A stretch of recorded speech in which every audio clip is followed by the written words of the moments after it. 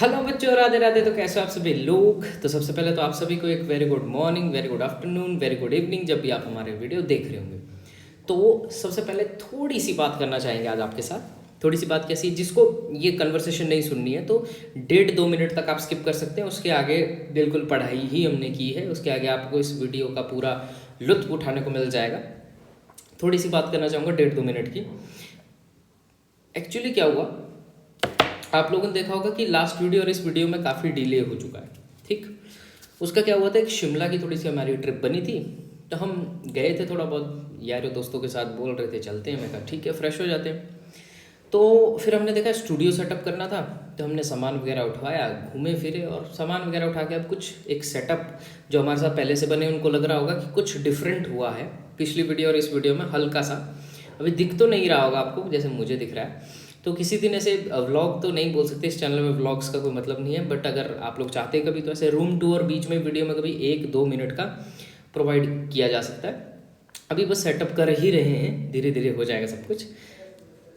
तो उस चक्कर में स्टार्टिंग में डिले हुआ, ठीक है। वो हमने कम्युनिटी पोस्ट में डाल दिया था, तो आप उसको चेक करते रहे। कम्युनिटी टैब को भी आपको पता लगता रहेगा कि अगली वीडियो कब आ रही है, अगली वीडियो कब आएगी, या अब क्या हो रहा है, अगला कुछ डिले। कभी हम भी बीमार हो सकते हैं, मशीन तो नहीं है, ठीक है।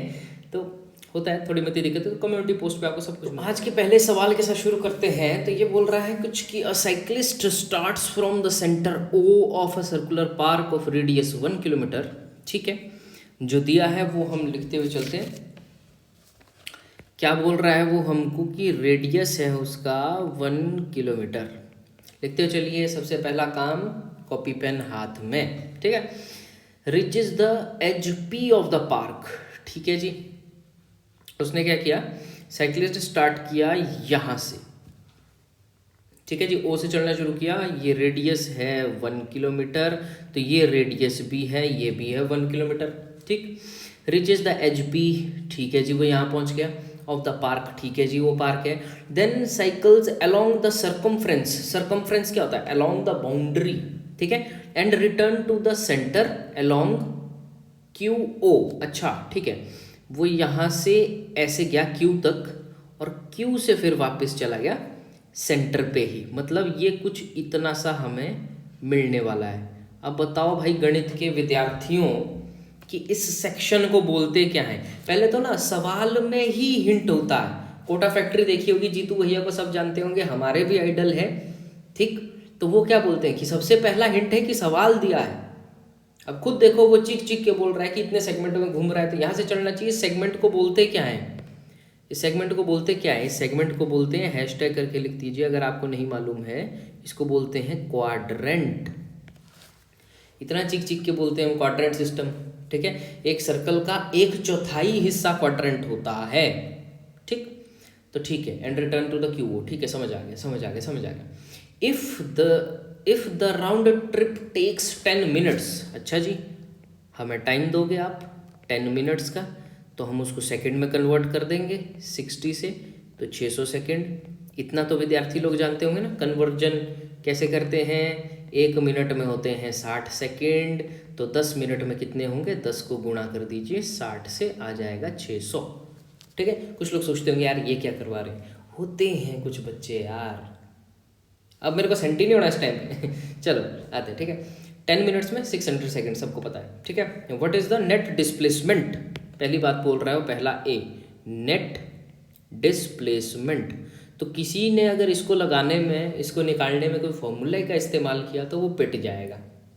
क्यों, डिस्प्लेसमेंट इनिशियल से और फाइनल के बीच का जितना भी डिस्टेंस होगा उसको नहीं फर्क पड़ता कैसे कैसे हो जा रहा है। चला ओ से, वापस आया ओ पे, इनिशियल और फाइनल पॉइंट एक जगह है, तो एक आंसर तो मिल गया डायरेक्ट 0। तो बेसिक लेवल का सवाल है, ठीक है। B, what is the average velocity, हाँ ये बननी कुछ बात। अब कुछ बुद्धि लगाने की बात पड़ेगी, नहीं पड़ेगी, ये भी 0। क्यों, अरे वेलोसिटी होता क्या है, डिस्प्लेसमेंट अपॉन टाइम तो होता है। टाइम चाहे उसने जितना भी दे दिया, 0/600, लो ले जाओ, ठीक। तीसरा बताइए जी, आपको तीसरा क्या करवाना है हमसे। तीसरा एवरेज स्पीड, हाँ अब मजा आएगा, इसमें मजा आएगा, क्योंकि एवरेज स्पीड तो क्या होगा, एवरेज स्पीड क्या बोला जा सकता है कि टोटल पाथ लेंथ, या बोल दो इसको डिस्टेंस, हम पाथ लेंथ लिख रहे हैं। Total path length upon total time taken, मैं टाइम टेकन लिख देता हूँ। अब पाथ लेंथ क्या है, ये पाथ है क्या, सबसे पहले क्या आ गया ओ पे, ओ वाइट से वाइट पे लिख रहे हैं, वाह बुद्धि हमारी तेज हो रही है। ओ पी क्यू, सबसे पहले वो 1 किलोमीटर का ये था, फिर उसने ये पी क्यू पे चला, फिर वो वापस इसी 1 किलोमीटर पे आ गया। हाँ हाँ हाँ हाँ हाँ, तो बहुत मज़ेदार होने वाला है। तो हम लिखेंगे यहाँ पे कि o p plus p q plus q o upon, upon में तो हमें पता ही है कि अपॉन में कितना होने वाला है हमारे पास, अपॉन में 600 बोल दो टाइम टेकन, ठीक है, आपको बोल दो 600 लिख लो, ठीक, कोई दिक्कत है ही नहीं। उसने बोला क्या था 10 मिनट्स, हाँ ठीक है यार, ज़्यादा क्या इतना क्या सोचना है इसमें, ठीक है। आगे देखिए, थोड़ा सा आगे चलते हैं, इसमें इसको थोड़ा ऐसे कर दें, हाँ ऐसे किया जा सकता है, ओके। तो ओ पी तो हमारे पास है और क्यू ओ हमारे पास है 1 किलोमीटर की, ये तो उसका रेडियस ही था, ठीक, हमें इतना तो समझ आता है। अच्छा रेडियस था, अच्छा तो दिक्कत कहाँ रही, तो मतलब ये तो हो रहा है 2 किलोमीटर कुछ, दिक्कत आएगी पी क्यू पे। अब पी क्यू क्या है, पी क्यू है सरकमफ्रेंस किसका, क्वाड्रेंट बोल दो या बोल दो कि सर्कल के उस पार्ट का। अगर आप लोगों को क्वाड्रेंट का नहीं पता सरकमफ्रेंस क्या होता है, तो हमें सर्कल का पता है क्या, 2 पाई आर डिवाइडेड बाई 4 कर दो, तो ये पाई आर बाई 2 आ जाएगा। रेडियस 1 किलोमीटर है तो ये पाई बाई 2 आ जाएगा, और 2 पहले का है हमारे पास, देखिए ओ पी और क्यू वो तो हमारे पास 2 है, 2 प्लस पी क्यू होना था हमारे पास, पी क्यू की वैल्यू आ गई है पाई बाई 2, तो एलसीएम वगैरह लेके ये कितना आ जाएगा, एलसीएम लेना भी आता है ना जी, तो ये कितना हो जाएगा 4 हो जाएगा प्लस पाई बाई 2 हो जाएगा, ठीक है। तो ये कुछ अब पाई की वैल्यू चाहे आप 3.14 डालो चाहे 22/7 डाल दो, तो ये आपको कुछ मिलने वाला होगा 3.570 किलोमीटर्स, ठीक, इतना समझ आ गया। तो अब ये क्या हो गया, ये तो है आपका सिर्फ पाथ लेंथ निकाला ना हमने, किसको कैलकुलेट करके, o p plus p q plus q o को कैलकुलेट करके हमने पाथ लेंथ निकाल दिया, ठीक। तो अब उस हमारे पास पता है टाइम टेकन कितना है उसका, ये हमने को किलोमीटर में निकाला, तो टाइम टेकन है हमारे पास ई एन 10 मिनट्स था, कुछ 10 मिनट्स था ना। तो अब देखो 600 सेकंड तो हमने निकाला था, अब या तो इस किलोमीटर को मीटर में कन्वर्ट करो, या ये टाइम टेकन को देख लो 10/60 करके 1/6 आवर्स ये आ जाएगा, किलोमीटर पर आवर में अगर निकालें आ जाएगा। तो एवरेज स्पीड कितनी आ जाएगी, बहुत ही गिरे हुए स्तर का सवाल है ये भी वैसे, ठीक है, डिस्टेंस अपॉन टाइम, हल्का सा बस टाइम लगा रहे हैं आपके साथ, बहुत टाइम बाद हम ऐसे बातचीत कर रहे हैं। 3.570 अपॉन 1/6, अब ये सॉल्व करना सबको आता होगा, तो 21.42 किलोमीटर पर आवर, ये कुछ बनेगी आपके पास एवरेज स्पीड। तो हम फटाफट देखते हैं अगला सवाल क्या है। देखिए वो अगला क्वेश्चन थोड़ा धीरे धीरे ना लेवल अप बढ़ाते रहेंगे, ठीक है। अगला क्वेश्चन बोल रहा है इन अ हार्बर, हार्बर का मतलब होता है कि जहाँ पे शिप्स या बोट होती है उनको डक किया जाता है, जैसे बोट बोल दो या बंदरगाह, बंदरगाह बोल दो, ठीक है। तो वहाँ पे क्या हो रहा है कि wind is blowing at the speed of 72 kilometre per hour. अच्छा जी ठीक है, तो हम बोल देते हैं कि वेलोसिटी ऑफ विंड, इसने हमको दिया विंड, तो कैमरा बहुत हिलता है, वेलोसिटी ऑफ विंड उसने दे दिया हमारे को 72 किलोमीटर पर आवर, ठीक है जी। And the flag on the mast of a boat anchored in the harbour flutters along the north east direction. अब देखो ये मज़ेदार बात कर रहा है, मस्ट क्या होता है, वो पायरेट्स ऑफ कैरिबियन या कोई भी शिप देखी होगी, ठीक है, तो वो होता है ना एक पोल और ऊपर उसमें एक झंडा ऐसा लगाया होता है, ठीक है, तो वो फ्लटर कर रहा है नॉर्थ ईस्ट डायरेक्शन में, ठीक है। हाँ इतना ही बोल रहा है वो भी, ठीक है, मेस्ट पे लगाया नॉर्थ ईस्ट डायरेक्शन की तरफ हिल रहा है वो, ठीक है। बोट बंदरगाह पे खड़ी है, वहाँ पे ऐसा ऐसा कुछ हो रहा है, नॉर्थ ईस्ट डायरेक्शन की तरफ वो हिल रहा है। अब देखो इस नॉर्थ ईस्ट डायरेक्शन में बहुत बड़ा खेल होने वाला है, देखते हैं कैसे, देखो देखो।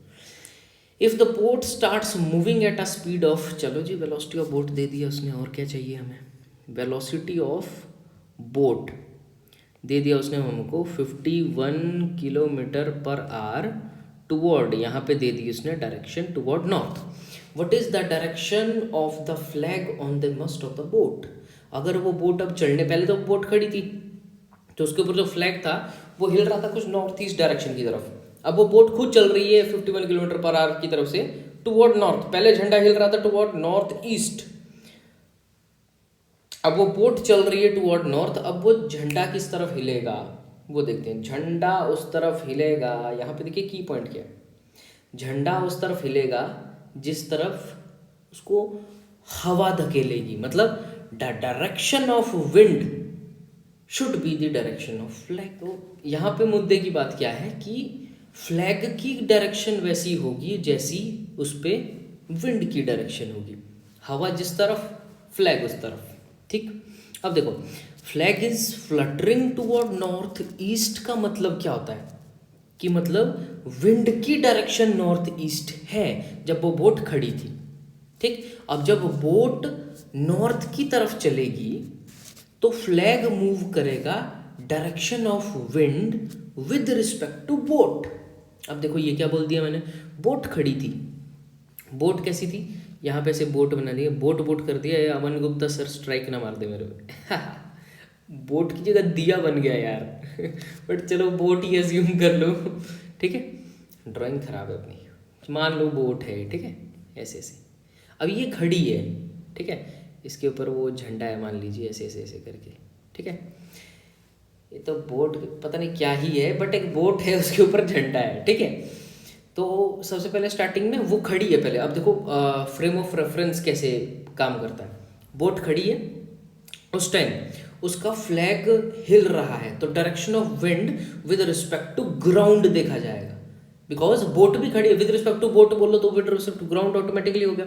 अब बोट चल रही है तो विद रिस्पेक्ट टू बोट हवा जैसी चल रही होगी, फैन बोल रहा हूँ, फ्लैग वैसा ही घूमेगा कि नहीं, हाँ या ना, बिल्कुल घूमेगा। इतना टाइम इसलिए लगा रहा हूँ, मैंने बोला ना इस वीडियो को 1.5 घंटे की जाने दो, कोई आवश्यकता नहीं, कोई दिक्कत नहीं, समझ आना चाहिए कंसेप्ट, ठीक है।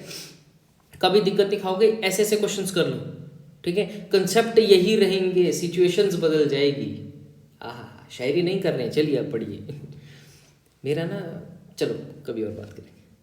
72 किलोमीटर पर आवर और 51 किलोमीटर पर आवर नॉर्थ की तरफ। चलिए अब काम करते हैं यार, ज़्यादा क्या करना। मैंने जब ये क्वेश्चन उठाया ना, मेरा क्वेश्चन उठाने का मतलब नहीं था, क्योंकि एक छोटा सा फॉर्मूला लग रहा था और बहुत आराम से क्वेश्चन बनता हुआ दिख रहा है कि जिस डायरेक्शन में, direction of wind with respect to boat find out कर लो, फ्लैग की डायरेक्शन मिल जाएगी। अब इसने तो पूछा भी नहीं है कि कितना डिग्री या किस डायरेक्शन में कितना डिग्री घूमेगा फ्लैग, कुछ नहीं पूछा ना इसने, सिर्फ बोला चुपचाप बताओ यार किस डायरेक्शन में, ठीक है। तो बहुत इजी क्वेश्चन हो गया उस वजह से। अगर पूछा होता ना कि किस फ्रॉम ईस्ट से कितना डिग्री, ठीक है, या एक्स एक्सिस से कितना डिग्री नीचे, जैसे क्वाड्रेंट में बनाते हैं, प्लेन में सिस्टम में बनाते हैं, अगर कुछ पूछा होता तो बात बनती।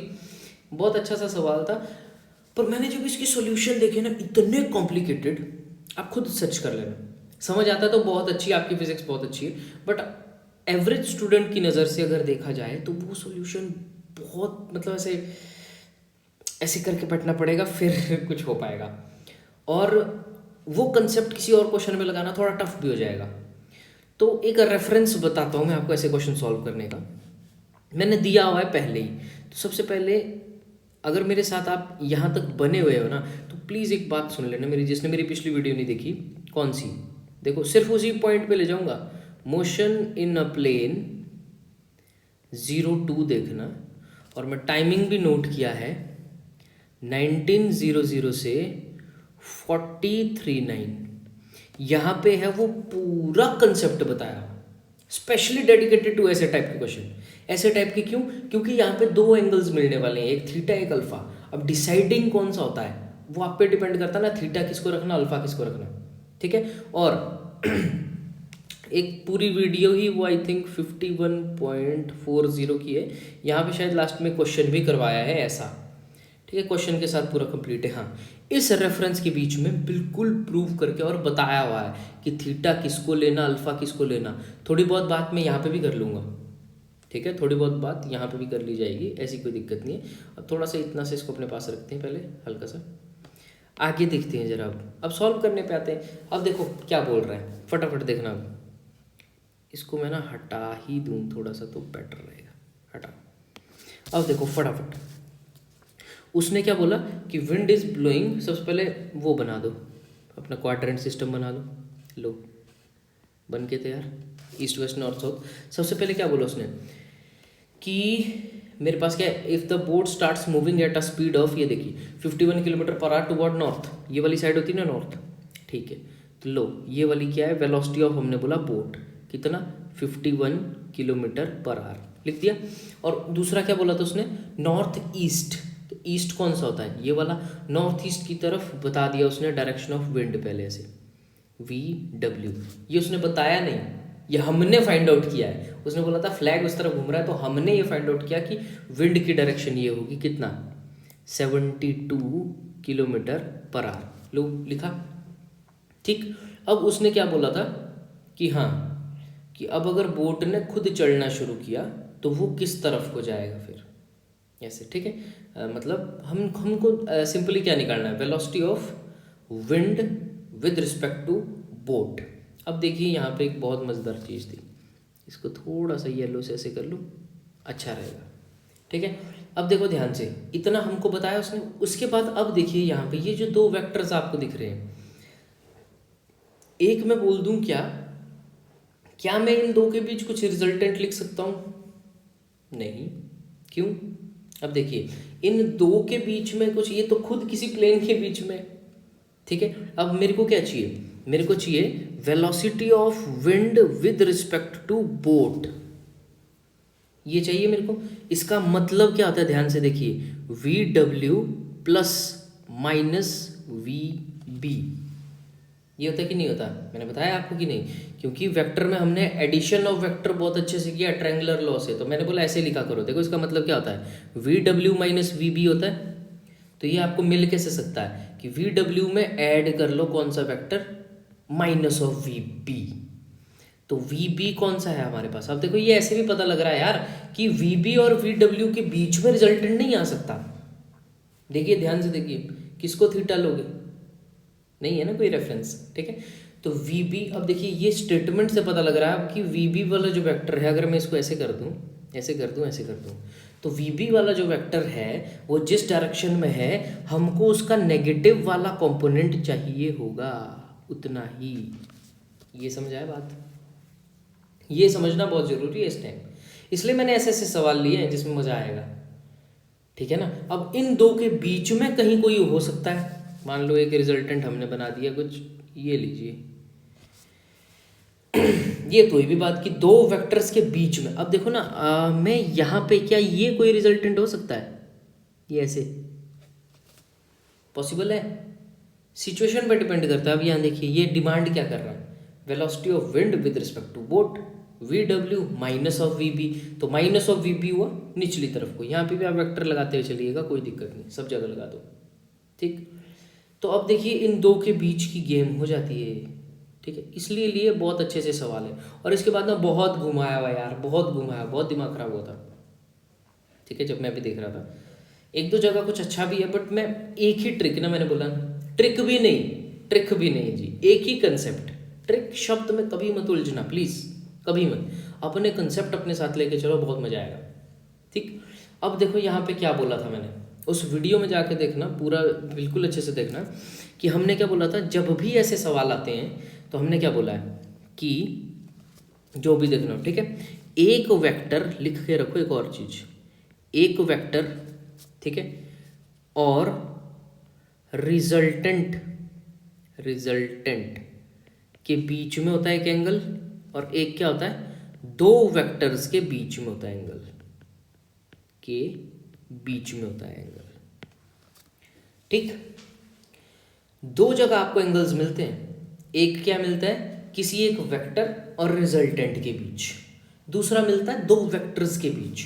तो सबसे पहले तो वेक्टर्स के बीच का एंगल देखना हमारे लिए बहुत ईजी होता है, क्योंकि एक वेक्टर हमारे को ये मिल गया है, BW का वेक्टर, रुकिए अगर आपका ध्यान यहाँ पे आकर्षित होता है, देखिए अरे यार ये कितना बड़ा है, हाँ ये ठीक है। एक तो देखिए ये VW वेक्टर ये वाला है, ये वाली लाइन है, ठीक है, दूसरा ये माइनस ऑफ VB है, दो वेक्टर्स है। अब इन दो के बीच में कुछ यहाँ पे एंगल होगा, लेट्स से दिस, ये इन दो के बीच का एंगल हुआ। तो जो दो वेक्टर्स के बीच में एंगल होता है, लेट अस से यहाँ पे वो दो वेक्टर्स कौन से हैं, V W and V B. तो दो वेक्टर्स के बीच में जो एंगल होता है उसको डिनोट करो थीटा से। ठीक है, दो वेक्टर्स के बीच में जो भी एंगल होगा उसको बोलो थीटा। और एक वेक्टर और एक रिजल्टेंट के बीच में एंगल होता है। तो अब मैंने बोला है कि वेक्टर और रिजल्टेंट के बीच में अब किसके साथ होगा, रिजल्टेंट का angle minus of V B के साथ लेना है या वी डब्ल्यू के साथ लेना है। तब देखिए ये कैसे देखना है, कौन सा रिजल्टेंट, सॉरी कौन सी क्वांटिटी पहले कहीं और थी फिर कहीं और हम देख रहे हैं, वो है विंड। पहले देखिए, पहले नॉर्थ ईस्ट में थी, अब वो विंड उसके चलने की वजह से कुछ अपनी डायरेक्शन चेंज करेगी। वही तो हमने पता लगाना है कि कितना चेंज किया। तो अब देखिए, तो वो अकॉर्डिंग टू दिस, अब देखो होगा तो वी डब्ल्यू और वी बी के बीच में ही।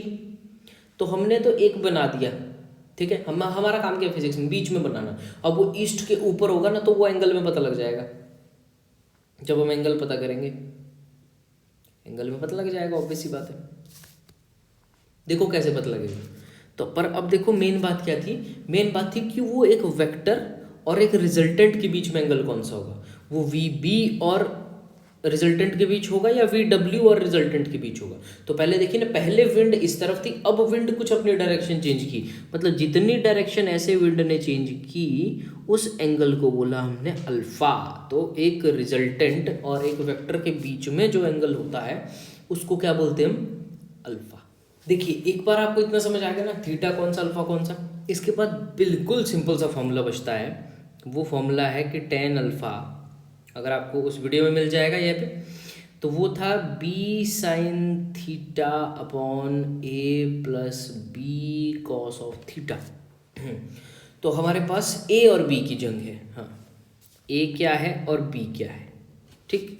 तो हमारे पास होगा ये tan alpha equal to, B कौन सा था उस वीडियो में आपको मैं बहुत अच्छे से बता दूंगा।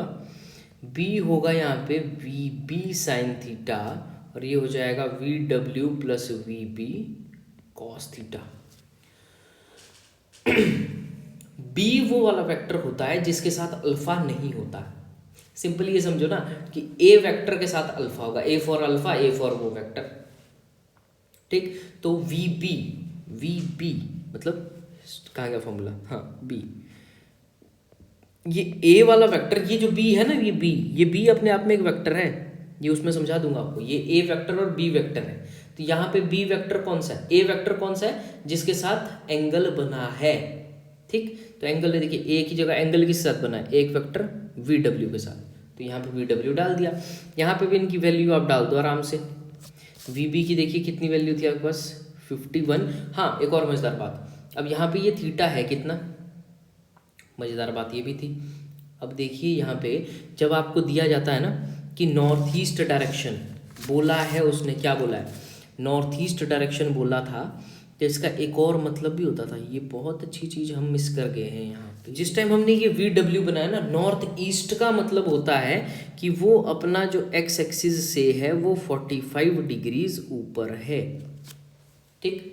एक्स एक्सिस से जो उस विंड का एंगल था, ये जो नॉर्थ ईस्ट लिखा हुआ है ना, इसका मतलब होता है अपने एक्सिस से 45 डिग्री ऊपर, या ईस्ट से 45 डिग्री ऊपर नॉर्थ ईस्ट होता है, मतलब नॉर्थ ईस्ट नॉर्थ, इनके बिल्कुल बीच में नॉर्थ ईस्ट, 45 यहाँ से 45 यहाँ से, ठीक है। तो ये 45 था। अब देखिए यहाँ पे क्या है, हमारे पास है थीटा, कहाँ से कहाँ तक, थीटा है हमारा यहाँ से यहाँ तक, तो 45 तो ये हो गया, और ये पूरा कितना होता है, ईस्ट टू वेस्ट, वेस्ट नहीं है वो साउथ है, ईस्ट टू साउथ, ये एंगल हुआ 90, ऊपर 45, तो 90 45 होता है 135, तो ये हो जाएगा हमारे पास साइन 135, चेंज कर लेते हैं यार, अपॉन वी डब्ल्यू कितना था, वी डब्ल्यू आई थिंक हमारे पास था 72 प्लस वी बी 51 कॉस 135, और 135 और कॉस साइन और वन कॉस में दिक्कत तो होगी नहीं कोई निकालने में।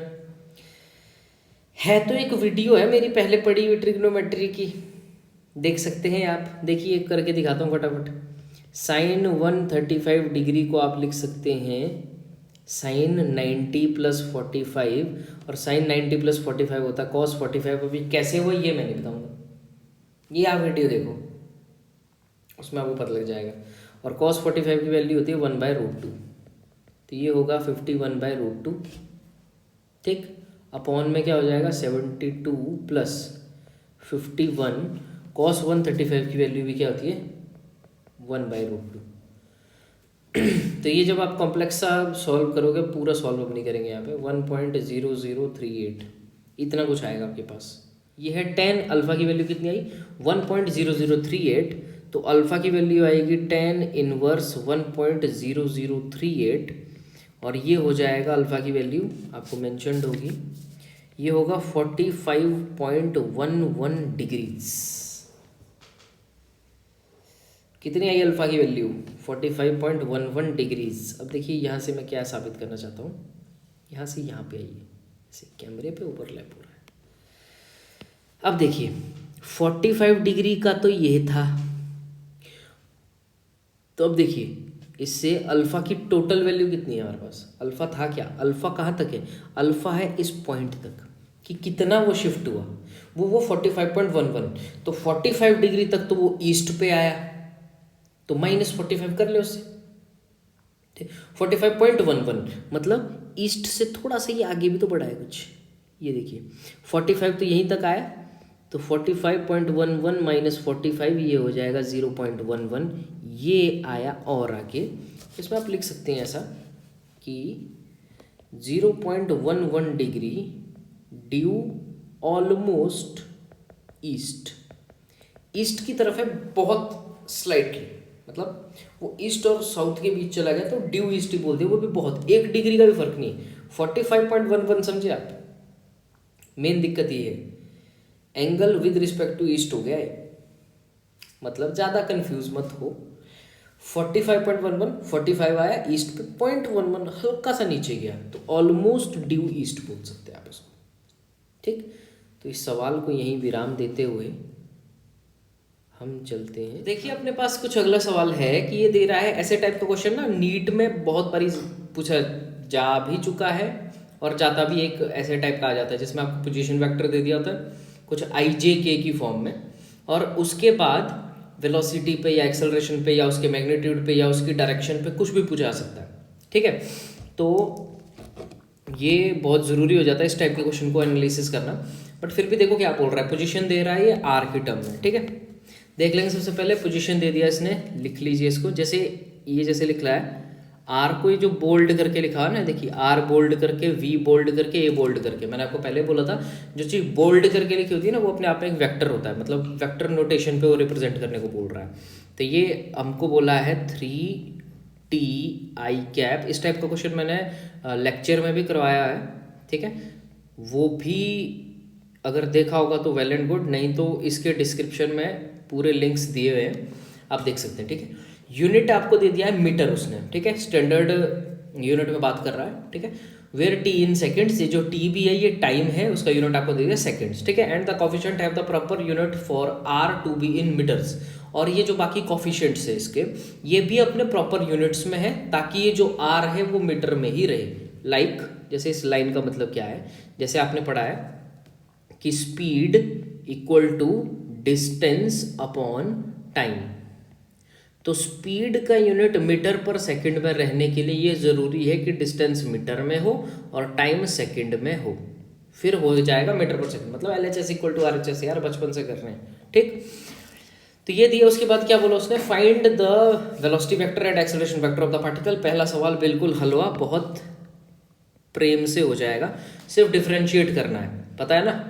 v वेक्टर क्या होता है dr/dt, a वेक्टर क्या होता है dv/dt, इतना बताने की आवश्यकता नहीं है, ठीक।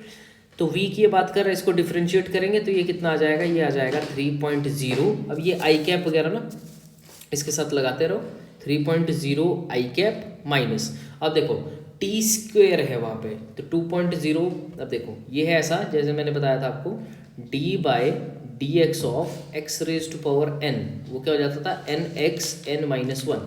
ये समझ नहीं आ रहा तो डिटेल्ड वीडियो एक डिफरेंशिएशन की पहले भी बनाइए, लिंक भी मिल जाएगा, देख सकते हैं, सब कुछ गिवन है। ठीक है, तो ये कितना हो जाएगा, ये 2 नीचे आके मल्टीप्लाई हो जाएगा तो ये हो जाएगा 4.0, टी की पावर एक कम हो जाएगी तो टी जे कैप। तो ये यहाँ पे आ गया 4.0 पूरा।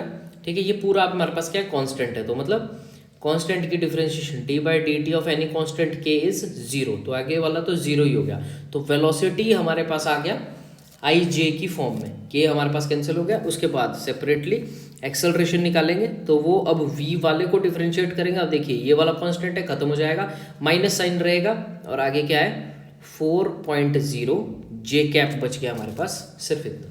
ठीक, v वेक्टर निकल गया, a वेक्टर निकल गया। ठीक है, अब चलते हैं b पार्ट की तरफ। बी पार्ट हमारे पास क्या बोल रहा है, what is the magnitude and direction of velocity. अब इस v को पकड़ के कार्यक्रम करते हैं। ठीक है, इसका मैग्नीट्यूड और डायरेक्शन पता लगाने की कोशिश करते हैं। At t equal to 2 second उसने बोल दिया हमारे को, 2.0 सेकेंड। तो बहुत ईजी सा सवाल हो चुका है हमारे पास। देखिए v वेक्टर क्या था, 3.0 आई कैप माइनस 4.0 टी जे कैप, तो ये हो जाएगा 3.0 आई कैप माइनस टी मल्टीप्लाई हो जाएगा 4.0 इंटू 2 हो जाएगा 8 जे कैप, या 8.0 लिख लो, 3.0 लिखा है। ठीक है, इसको बहुत अच्छे से लिख देते हैं ऐसे, 3 आई कैप माइनस 8 जे कैप। तो हमने क्या बताया था आपको, किसी भी वेक्टर का, इस वाले को मिटा दे थोड़ा सा, इसका कोई यूज़ केस नहीं है। किसी भी वेक्टर का यदि हमको मैग्नीट्यूड चाहिए तो क्या करते थे, ए वेक्टर का ऐसे मॉड लगा देते थे, वो होता था हमारे पास ए, उसका मैग्नीट्यूड मिल जाता था, उसका स्केलर मिल जाता था।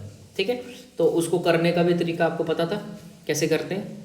उसको करने का तरीका है ये। अब देखिए कैसे, वी वेक्टर का जब मैग्नीट्यूड लग जाएगा, फॉर्मूले हमने सारे पहले करवा चुके हैं। प्लीज़ एक बार यार, मोशन इन प्लेन 0-1 से लेके 5-6 तक इतना कर लिया ना, एक बार उसको पढ़ लो, बहुत अच्छा बेसिक है, कभी मात नहीं खाओगे। ठीक है, तो क्या हो जाएगा, ये वाली क्वांटिटी अपने आप में x को रिप्रेजेंट करती है और ये वाली y को, इन दोनों को हो जाता है स्क्वायर, तो 3 का स्क्वायर प्लस बीच में, और ये हो जाएगा -8 का स्क्वायर, सिंबल के साथ, साइन के साथ लेना। ठीक है, तो ये कितना हो जाएगा, 9 + 64 इतना आ जाएगा, तो ये हो जाएगा √73, और इसका आंसर आपको मिल जाएगा √73 का कुछ 8.54 मीटर पर सेकेंड। ठीक, ये आ गया उसका मैग्नीट्यूड। अब बात करते हैं डायरेक्शन की। ठीक है, अब देखिए डायरेक्शन की कैसे बात की जा सकती है। तो अब देखो, हमेशा हमारा काम क्या है, पहले फिजिक्स में उस चीज़ को कर दो, उसके बाद पॉजिटिव और नेगेटिव साइन हमको बता देते हैं कि हमने जो किया वो सही किया या नहीं किया। तो हमारे पास क्या है, हमने निकालना है थीटा। थीटा देता है डायरेक्शन। ठीक, तो हम क्या मानते हैं, वेलोसिटी का कंपोनेंट v एक बार लिख देते हैं, क्या था हमारे पास, 3 आई कैप माइनस 8 जे कैप, यही था। x कंपोनेंट और y कंपोनेंट था, तो मान लीजिए ये है वेलोसिटी का x कंपोनेंट vx और ये है वेलोसिटी का y कंपोनेंट vy। ठीक है, तो यहाँ पे ऐसे कोई हमारे पास बीच में इसका रिजल्टेंट हो जाएगा, ये वाला एंगल मान के चलिए हमारे पास है हॉरिजॉन्टल से थीटा, यही हम बोल सकते हैं चुपचाप। थीटा निकालने का हमारे पास क्या है, tan थीटा वैसे भी कितना होता है, tan थीटा क्या होता है, vy x। कैसे, ये वाला एंगल था, इसी ही इस vy को सेम उठा के यहाँ पे रखा जाए तो ये भी vy हो जाएगा। तब देखिए ये परपेंडिकुलर है, देखिए tan थीटा इससे निकालेंगे क्या हो जाएगा, p/b। ठीक, इतना बताने की आवश्यकता नहीं, पहले भी बताया हुआ।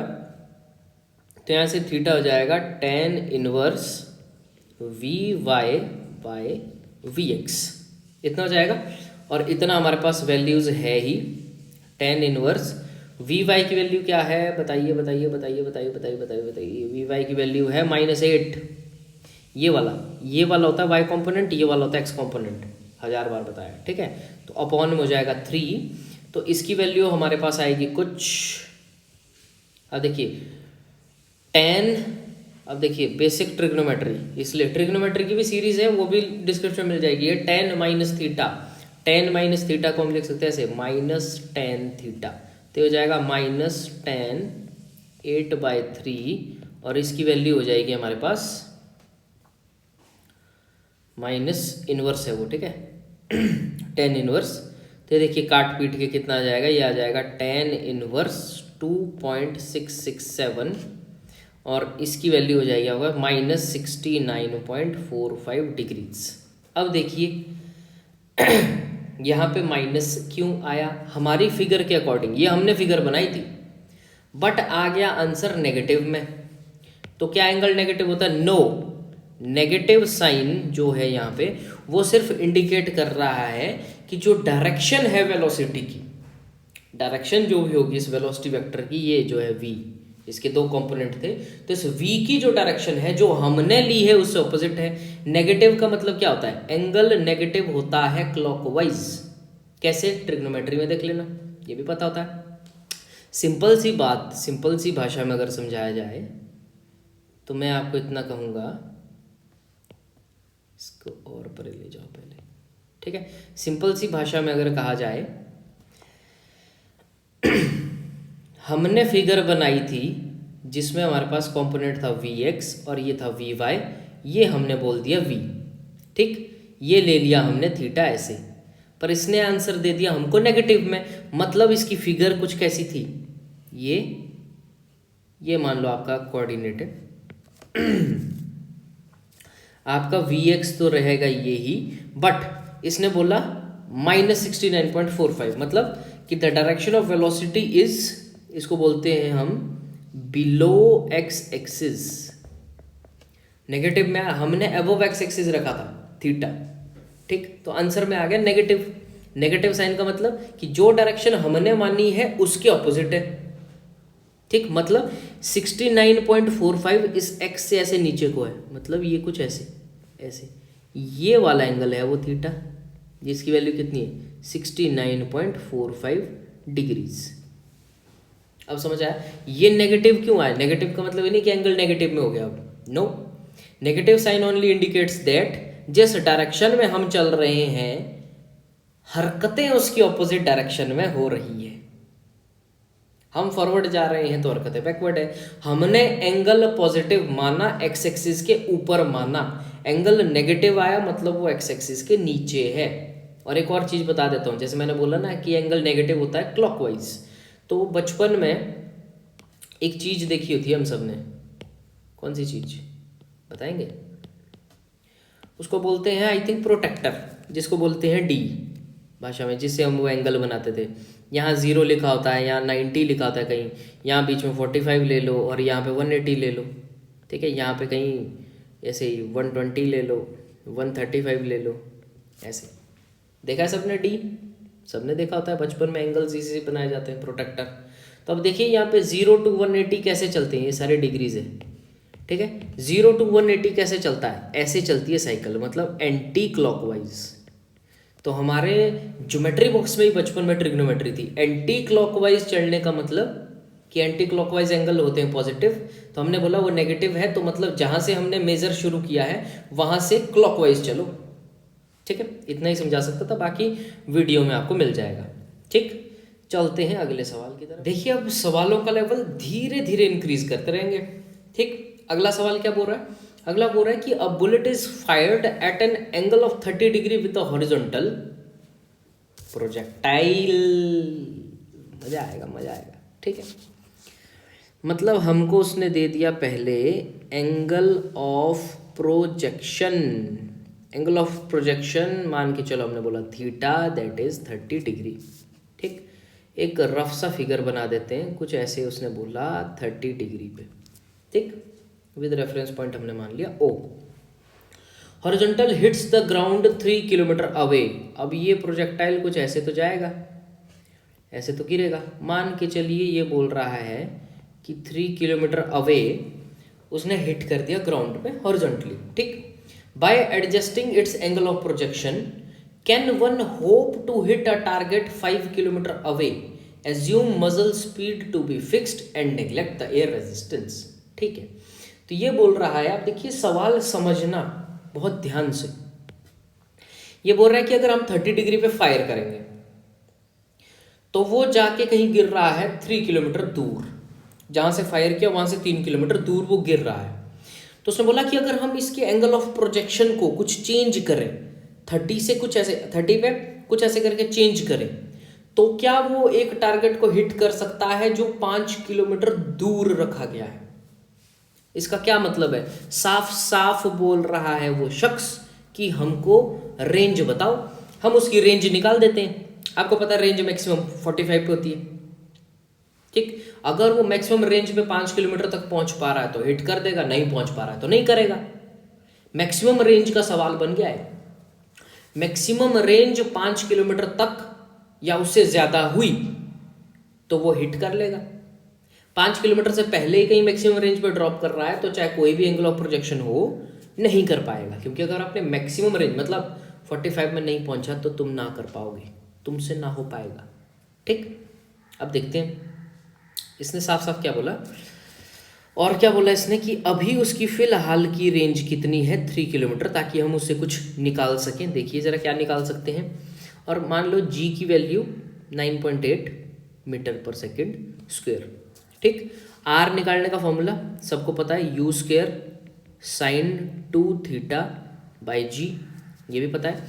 आर उसने दिया है हमको 3, यू स्क्वेयर कोई पता नहीं है पर वो फिक्स रखने को तो बोला है उसने।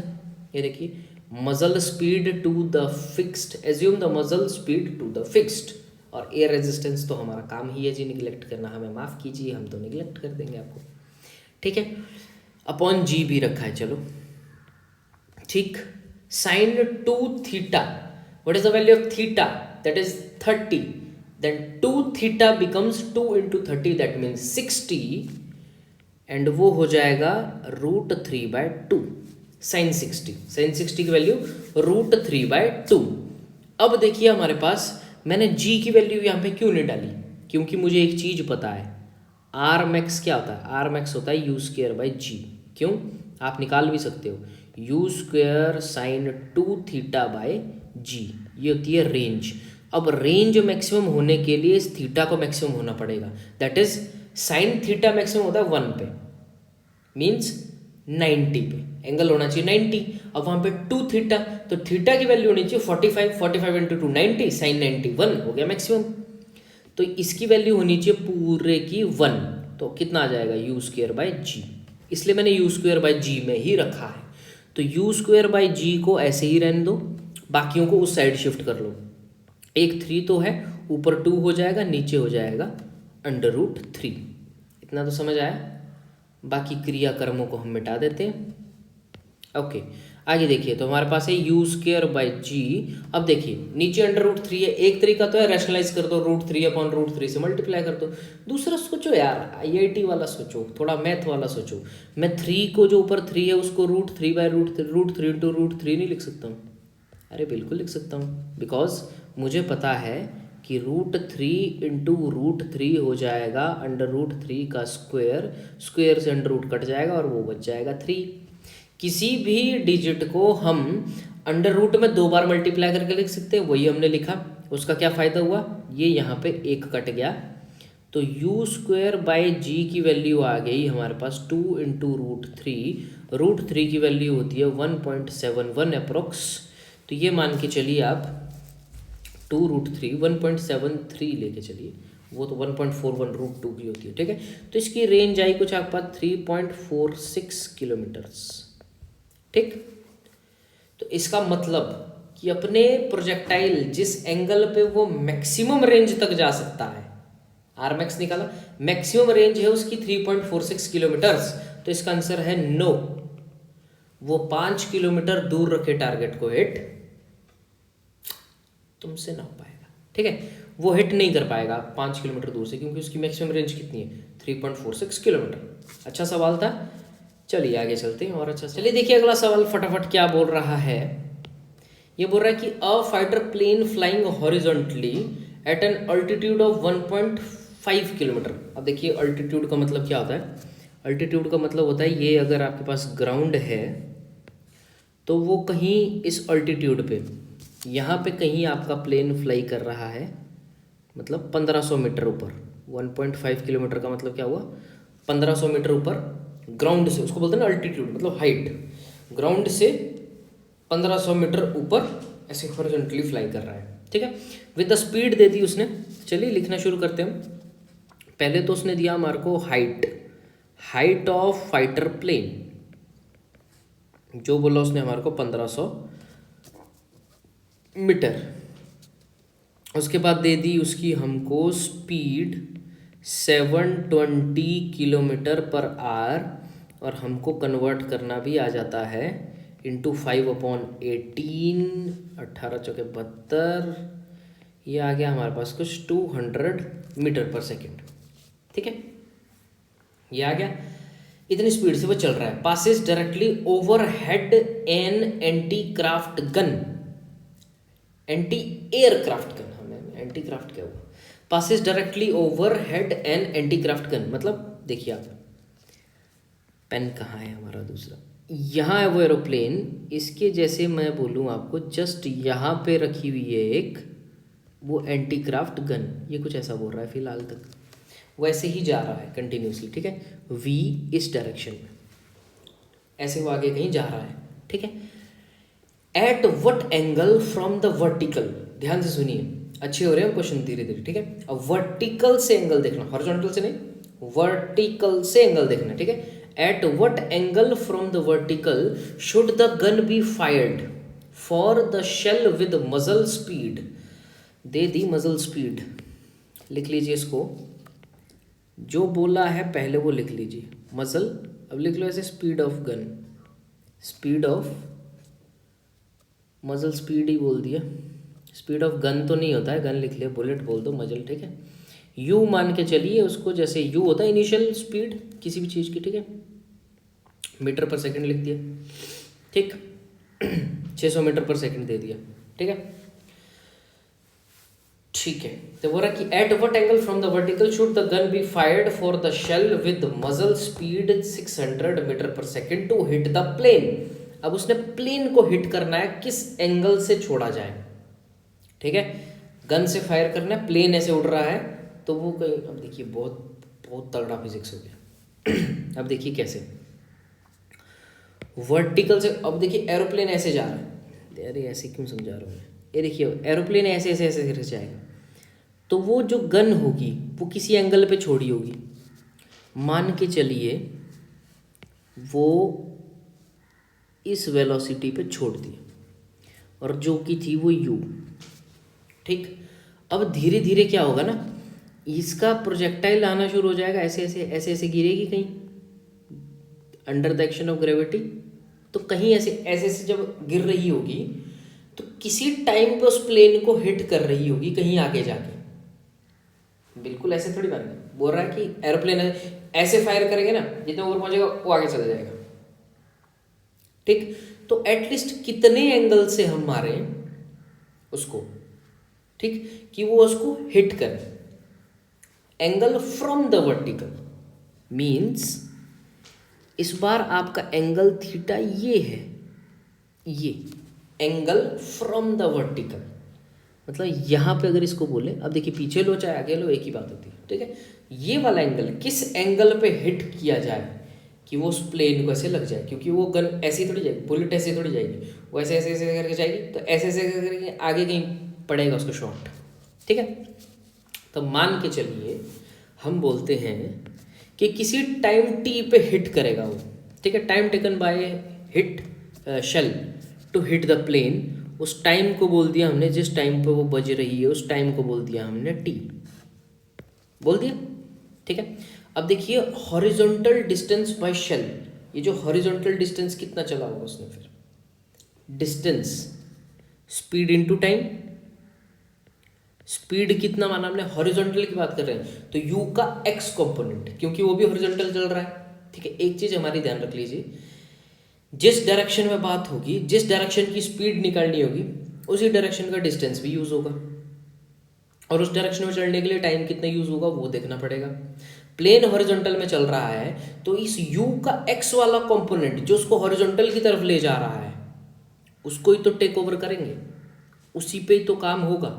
ये छोटी छोटी बारीकियां सवाल की, ठीक है। करने के लिए आप 600 लिख दोगे बहुत आसानी से, ठीक है। 600 क्या है u, बट ध्यान से देखिए उसके द्वारा प्लेन के द्वारा चला गया डिस्टेंस कितना होगा। मान के चलिए इस वेलोसिटी को मैं बोल दूं v, क्या बोल दिया, इस वेलोसिटी को बोल दिया मैंने v, ठीक। तो डिस्टेंस बाय प्लेन, मान के चलिए डिस्टेंस बाय प्लेन किसी टाइम t पे, किसी टाइम t पे वो प्लेन जो v रफ्तार से दौड़ रहा है उसने कितना डिस्टेंस कवर किया होगा, उसने कवर किया होगा डिस्टेंस vt, मतलब speed into time, distance is equal to speed into time. तो मैंने बोला वो v से दौड़ रहा है और किसी टाइम t पे उसने कितना डिस्टेंस कवर किया, तो vt हो गया, हुआ कि नहीं, ये हुआ हॉरिजॉन्टल डिस्टेंस, ठीक। तो हमने क्या बोला, तो वो जो शेल है उसका भी तो हॉरिजॉन्टल डिस्टेंस होगा, वो देखना पड़ेगा। तो उसके लिए हमने बोला जैसे स्टार्टिंग में लिया u, तो हमने बोला उसका जो हॉरिजॉन्टल में होगा उसका कंपोनेंट कौन सा होगा, ux, बोलो हाँ या ना, ऑब्वियसली होगा। u का वर्टिकल कंपोनेंट uy, जिसकी वजह से वो ऊपर जा रहा है, आगे किसकी वजह से जा रहा है, ux की वजह से, हॉरिजॉन्टल कंपोनेंट की वजह से, ठीक। तो यहां पे डिस्टेंस कितना होगा, किसी टाइम t पे वो होगा ux इंटू टी, मतलब uxt, ठीक। तो वो शेल उस प्लेन को हिट कब करेगी, अब देखिए बहुत अच्छी लाइन लिखने वाला हूं मैं, कि शेल या बुलेट हिट द प्लेन एक ही कंडीशन पे, इफ ये uxt बराबर हो जाए vt के, ये दोनों डिस्टेंस बराबर हो जाए। खिड़की खुली थोड़ी सी, अगर मैं यहां पे लिख देता ना ut, व्हाट इज ut बराबर कर दोगे ना vt के, तो प्लेन निकल जाएगा, तुम फायरिंग करते रहना, ठीक है। सवाल क्या है, मैंने क्या बोला, जिस डायरेक्शन में जा रहे हो उसी डायरेक्शन का सब कुछ इस्तेमाल करते रहो, ठीक। तो यहां पे क्या था, u दिया उसने, फंसाता है भाई, ऐसे सवाल फिर आते हैं घर में कि ये जी हमारा तो ये वाला सही था आंसर की में गलती है, फिर आते हैं घर में ऐसे तरह तरह के लोग, ठीक है। ध्यान से देखिए, प्लेन चल रहा है हॉरिजॉन्टली, देखिए मैंने वो जीतू भैया वाली बात की थी ना, सवाल दिया है, ये सबसे बड़ा हिंट होता है। ये देखिए उसने बोला प्लेन चल रहा है हॉरिजॉन्टली, वो चीख चीख के बताता है बार बार, ठीक है। ये बोल रहा है दूसरी हिंट, ओवरहेड है, कि उसके सिर पे ही है अभी, अब सिर पे ही मारेगा वो प्लेन आगे चल जाएगा, बंदूक की गोली तुम्हारी सीधी चल जाएगी, तो ऐसा भी नहीं कर सकते। फिर वो खुद ही बोल रहा है कि किसी एंगल पे मारना है भाई जी, और फिर उसने खुद बोल दिया कि वो एंगल वर्टिकल से बना दो, उसने दे दी स्पीड उसकी टू हिट द प्लेन, इतनी स्पीड है, ठीक। अभी आगे वाले पार्ट पे तो हम चले ही नहीं, अभी पीछे वाला पार्ट सॉल्व कर रहे हैं, अभी तो ये देखेंगे कि एट व्हाट एंगल, अभी तो वो एंगल निकाल रहे हैं किस एंगल पे वो फायरिंग लग जाए वहां पे, ठीक। तो बुलेट के द्वारा चला गया हॉरिजॉन्टल डिस्टेंस बराबर होना चाहिए प्लेन के द्वारा चले गए हॉरिजॉन्टल डिस्टेंस के। This is the concept behind this question, ठीक। एक बार ये तुम सॉल्व कर लिए, इतना सॉल्व कर लिए, यहाँ टी से टी काट दो, यहाँ से तुमको पता लग जाएगा ux इक्वल टू वी, ये तुम्हारे पास आ गया, बोलो हाँ या ना। अब मज़ेदार बात, और मज़ेदार बात करूं, अभी करते हैं, इस कंपोनेंट को ही बोलेंगे ना ux, और ऊपर वाले कंपोनेंट को क्या बोलेंगे uy। अब बोलो हाँ या ना, कितनी बार पढ़ा है कि वेक्टर का, ये जो वेक्टर है उसका हॉरिजॉन्टल कंपोनेंट ux होता है, वो किसके बराबर होता है, u cos थीटा के। यहाँ पे इस केस में यहाँ पे दूसरी गलती करते हैं, कौन सी, देखिए हमेशा ये मत देखना कि हॉरिजॉन्टल कंपोनेंट होगा, मिटाइए, अब क्या होगा, ये तो खेल होता ही था। अब इसी में उलझाने की कि कोई बंदा क्या चाहता है ना, जो पेपर सेट करता है, आप कहीं ना कहीं फंसो, तभी उसने एंगल दिया वर्टिकल से। पहले बच्चे यहाँ पे आके फंस जाते, ये जो uxt है इसकी जगह ut करके आ जाते, फिर भसड़ फैला के आ जाते, नंबर एक। दूसरा बच्चा फंसेगा यहाँ पे, जब इस ux को, जब इतना भी कर लिया ना उसने कि ux इक्वल टू वी आ गया उसके पास, कि उसकी हॉरिजॉन्टल वेलोसिटी उस v के बराबर होनी चाहिए, इतना भी कर लिया ना, फिर वो और फंसाएगा कैसे?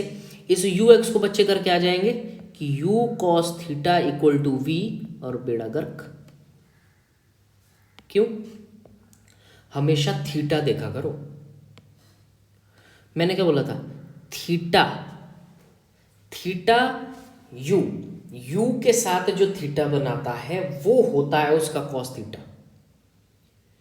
यू का वो कंपोनेंट यू और थीटा जिसके साथ होता है वो होता है, जैसे फॉर एग्जांपल में आज तक हम यही तो करते आ रहे हैं यार।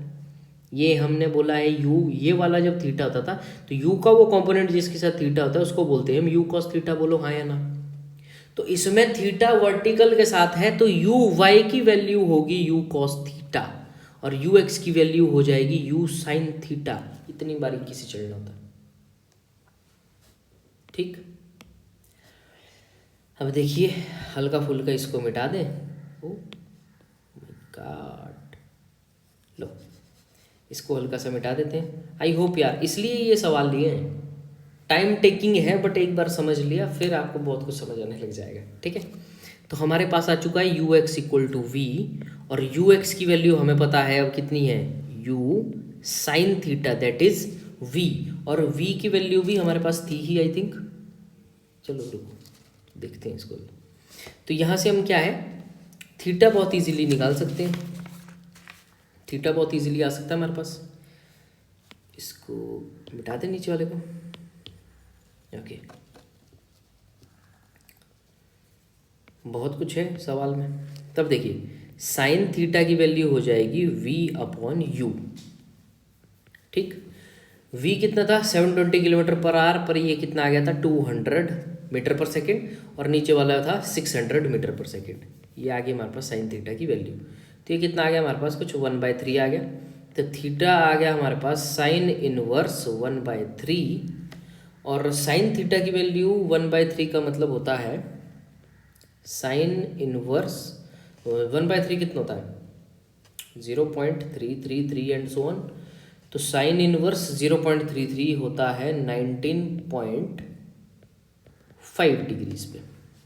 तो मिल गई थीटा की वैल्यू फ्रॉम द हॉरिजॉन्टल। तो इस थीटा की वैल्यू फ्रॉम द हॉरिजॉन्टल कितनी होनी चाहिए 19.5, तब जाके जब वो प्लेन यहाँ पहुंचेगा इसकी गोली यहाँ पे पहुंच के हिट कर जाएगी, ठीक है? इतनी बात समझ आएगी। ये यूएक्स का खेल समझ आया? ये बहुत प्यारा खेल था, ये नहीं समझ आता तो हो जाता है इस सवाल में काम, ठीक है? अब देखिए इस सवाल में आगे भी कुछ बचा है।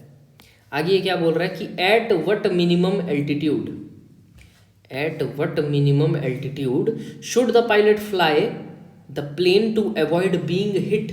जी बोला उसने 10 लेने को। अब ये क्या बोल रहा है कि अभी वो 1500 पे दौड़ रहा है, आगे को वो कितनी हाइट पे उस प्लेन को उड़ाए कि वो गन फायर ही ना पहुंचे। अब ये किसका सवाल है बताओ? Maximum height, height attained by the projectile, ऊपर उस हाइट पे ही ना पहुंच पाए। उसने बोला ना, यहाँ देखिए ये है, देखो खुद ही बोल दिया उसने कि भाई जी कितने अल्टीट्यूड पे मैं चलाऊं, जितने अल्टीट्यूड पे वो गन ना पहुंच पाए। प्रोजेक्टाइल की एक रेंज होती है, एक हाइट होती है सर्टेन, ठीक? और मज़ेदार बात क्या है, तो यू वगैरह फिक्स रखना, ठीक है? ऐसा नहीं कि हम पीछे से वो भी बढ़ा देंगे, ठीक है? जब कंडीशन लग जाती है तो कंडीशन, जैसे पिछले वाले क्वेश्चन था यू फिक्स रखना यहाँ पे भी, ठीक है? तो हम क्या बोल सकते हैं, to avoid hit, to avoid hit हमारे पास क्या है, फ्लाइट जो होगी वो किस एल्टीट्यूड पे होगी, वो होना चाहिए maximum then maximum height attained by वो जो शेल है, वो जो बुलेट है, उसकी मैक्सिमम हाइट से ऊपर उड़ाना पड़ेगा। वहाँ पे उसकी मैक्सिमम हाइट से ऊपर उड़ा दिया तो फिर वो पहुँच नहीं पाएगी। तो मैक्सिमम हाइट का फॉर्मूला भी पता होता है, you square sine square theta by 2g, I think यही होता है। यू स्क्वायर का मतलब हो गया 600 का स्क्वायर इंटू, हाँ अब एक और मज़ेदार बात हो गई है यहाँ पे, ध्यान से देखिए। ये जो साइन स्क्वायर थीटा है यहाँ पे, हमारे पास ये जो थीटा होता था, ये जो थीटा फॉर्मूले में होता था, अब देखिए, अरे यार क्या सवाल है। अब यहाँ पे फिर बच्चा गलती करेगा। अभी हमने थीटा कितना निकाला है, 19.5 डिग्री। अब वो सीधा यहाँ डाल देगा और सवाल गलत। अब क्यों जी, अब क्यों सवाल गलत? क्योंकि जो फॉर्मूले में हमारा थीटा यूज है वो हम लिया है हॉरिजॉन्टल से, जब हमने फॉर्मूला निकाला है। यहाँ पे थीटा हमको दिया है वर्टिकल से। ये केस भी मैंने पीछे बताया है, अपने लेक्चर में ये भी डिस्कस किया है कि वर्टिकल से दिया जाए तो कितना होता है। तो ये वाला एंगल कितना हो जाएगा हमारे पास, 90 माइनस थीटा। तो ये 90 माइनस थीटा पड़ेगा इस थीटा की जगह। अब आया मजा? अभी मज़ा आएगा। देखो, अगर ऊपर वाला एंगल थीटा दे दिया, पूरा एंगल 90 होता है, तो ये वाला क्या होता है, थीटा एच भी लिखते हैं इसको तभी, ताकि बच्चे गलती ना करें। Theta H that is from horizontal. यहाँ पे वर्टिकल से बोल रहा है, तो हॉरिजॉन्टल से कितना एंगल बनेगा, 90 माइनस थीटा। तो साइन स्क्वायर 90 माइनस थीटा कितना हो जाएगा, sine 90 minus theta cos theta, तो ये हो जाएगा कॉस स्क्वायर थीटा। तो यहाँ पे आ जाएगा कॉस स्क्वायर 19.5 अपॉन 2 इंटू 10। 600 का मतलब यहाँ पे आप लेके चलिए, 6 6 4 6 जगह 36 हो गया, 2 0 हो गया और 2 0 और लग जाएंगे। ठीक है, कॉस स्क्वायर 9.5 को ऐसे भी लिख सकते हैं, 19.5 बाहर स्क्वायर लगा के। कॉस की वैल्यू पता कीजिए 19.5 पे, तो वो होती है 0.943 इसका स्क्वायर। ठीक है, जब ऐसी ऑड वैल्यूज़ मिलती है ना, ऐसी ऑड वैल्यूज़ कभी पेपर में नहीं मिलेगी आपको। अगर मिलेगी ना तो यहाँ पे लिखा होता है कि यूज़ कॉस 19.5 इक्वल टू 0.94, ये मेंशन होगा। कभी ऑड वैल्यूज़ नहीं मिलती है, वैल्यूज़ मिलेगी 30 60 45 135, जो आप निकाल सको या जो पता होनी चाहिए, ऐसी नहीं मिलती। मिली तो वो गिवन होता है। ठीक है, ऐसे डरने वाली कोई बात नहीं इसमें। तो 2 इंटू 10 आप इसको करें तो इसको देखिए, आप काट पीट के ये कुछ 18,000 आ जाएगा। इसका आप स्केयर वगैरह करते रहो तो ये आ जाएगा कुछ 16.006.482 मीटर्स। 16,000 कुछ मीटर, मतलब अप्रोक्सीमेशन मान के 16 किलोमीटर बोल दीजिए इसे। अरे यार ये थोड़ा ना ये नीचे हो गया होगा इसके यहाँ पे, तो ये इतना आएगा। तो ये मान के चलिए आप अप्रोक्सीमेट यहाँ लिख देता हूँ 16 किलोमीटर। अभी वो चला रहा है 1.5 किलोमीटर पे, और उस फायरिंग का मैक्सिमम हाइट है 16 किलोमीटर। तो फाइटर जी, या सॉरी पायलट जी, आप 16 किलोमीटर से ऊपर चलाइए, तब वो फायर आपको नहीं पहुंचेगी। ठीक है, अदरवाइज यहीं पे आपका ओम नमः शिवाय हो जाएगा।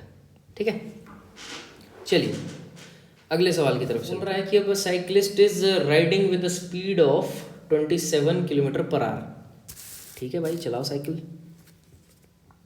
वी लिख लिया हमने 27 किलोमीटर पर आवर, जिसको आप बोल सकते हैं अप्रोक्सीमेट 7.5 मीटर पर सेकेंड। ठीक है, and sorry as he approaches a circular turn on the road of radius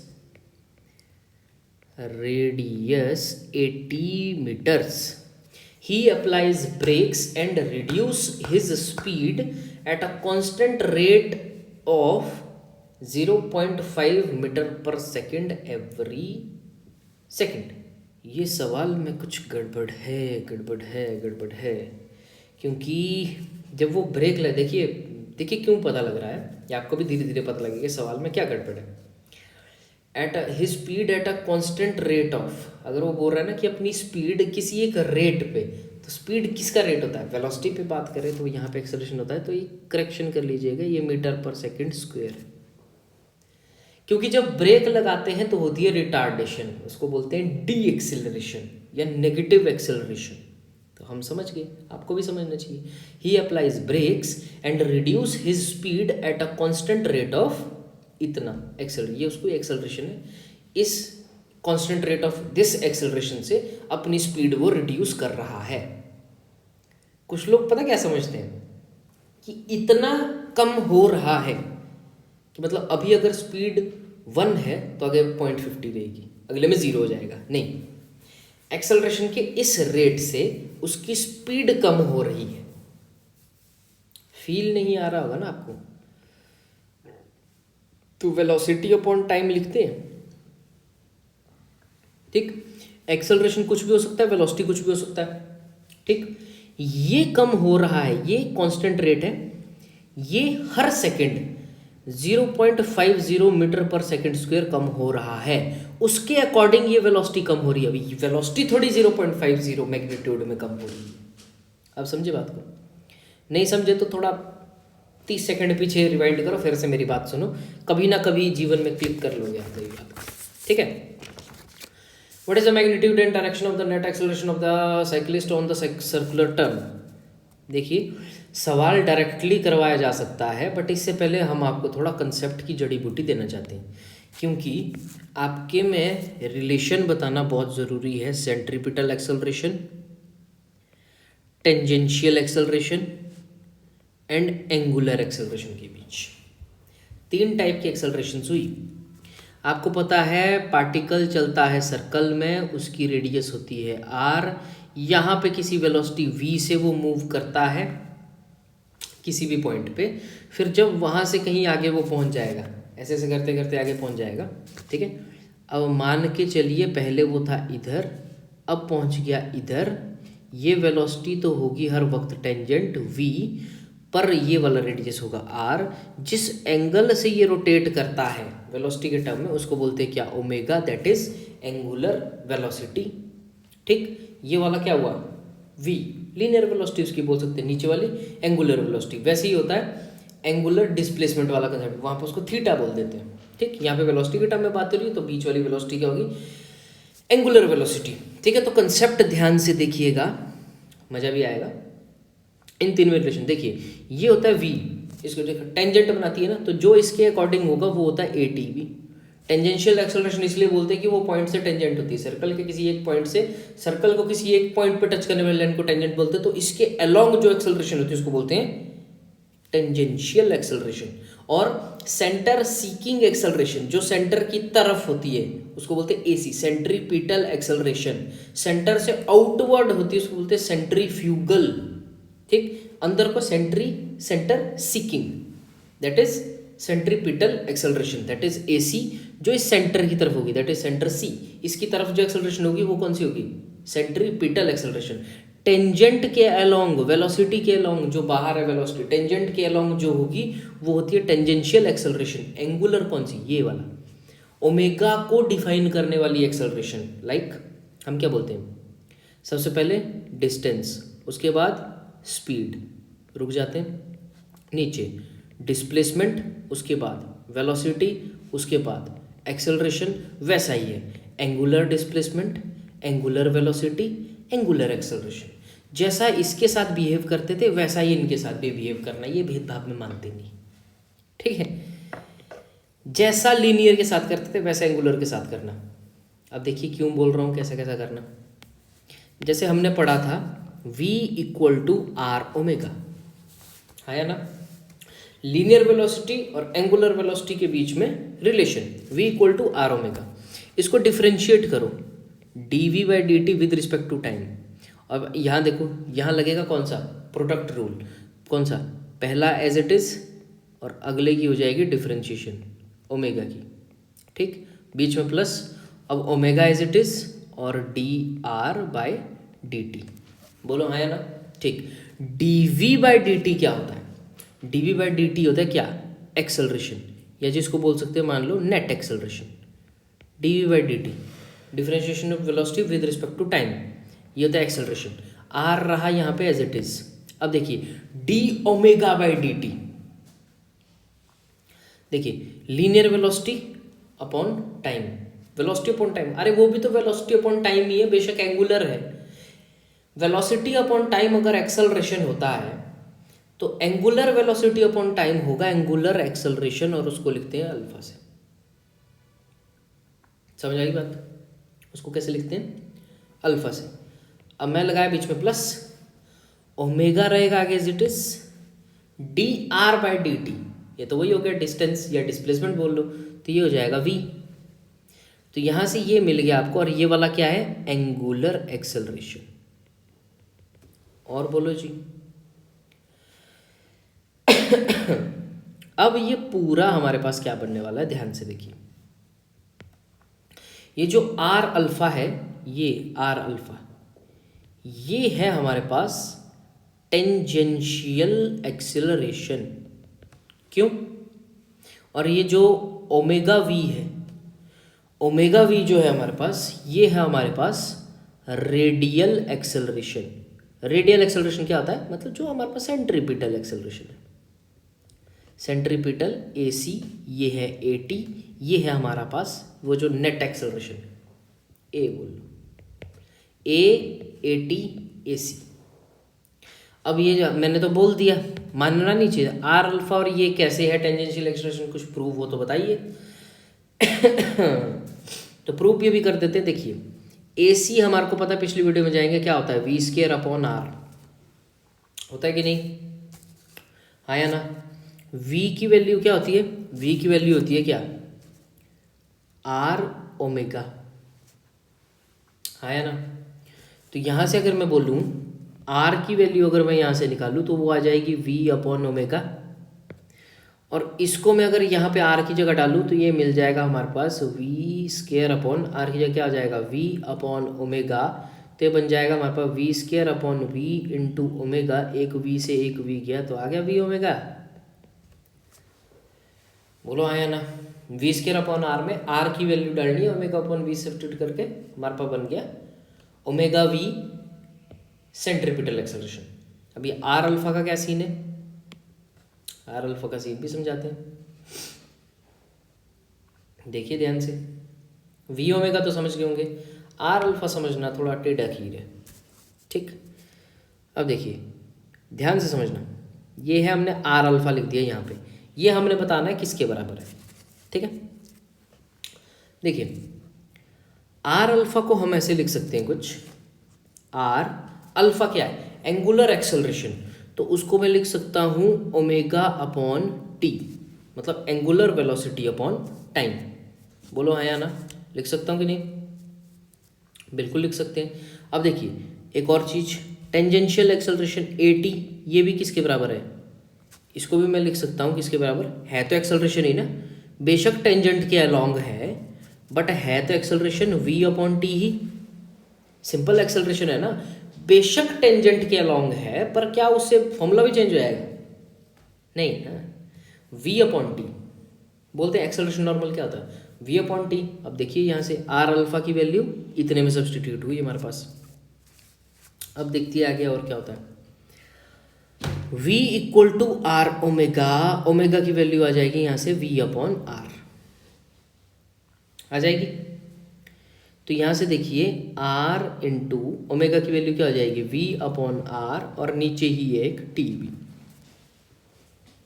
इसको समझो राइट हैंड साइड, इसको समझो लेफ्ट हैंड साइड, अलग अलग साइड सॉल्व कर रहे हैं, ठीक है। ये देखिए r से r कैंसिल हो गया, यहाँ भी बच गया v अपॉन टी, ये भी v अपॉन टी, ये भी v upon T. LHS equal to RHS, hence proved.